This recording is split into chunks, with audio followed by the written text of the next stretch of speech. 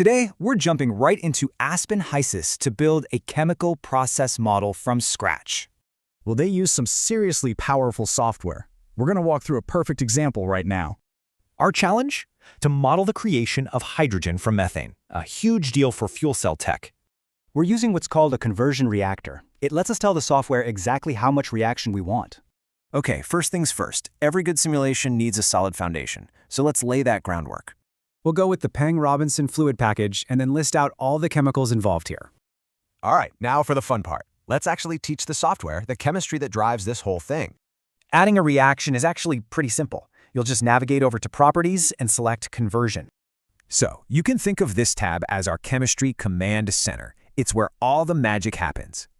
For our first reaction, we'll plug in the components and set methane conversion to exactly 40%. We do the same thing for reaction 2, but this time it's a 60% conversion for methane. Now order really matters here, so we rank the reactions to make sure they happen in sequence. So, the chemistry is all set up, but it's not active yet. We need to flip the switch. It's as simple as clicking Add to FP. See that green light? That means we're ready to go. Okay, foundation's built. Now let's head to the main event and actually build this thing. First up, we define our two inputs, a pure methane stream and an air stream. Gotta get the mix right. Time to grab the reactor unit itself and hook up our feed streams and our product outlets. This is where you link everything up. You can think of it as the digital plumbing for our plant.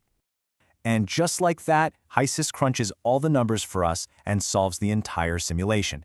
Done! And there you have it, a fully functional, completely solved model of our partial oxidation reactor. So, what did we just do? Let's take a quick look back at everything you just accomplished. You've just learned how to build a reactor, to find all its chemistry, and run a complete simulation. So now you've got the skill. What other incredible clean energy processes could you bring to life?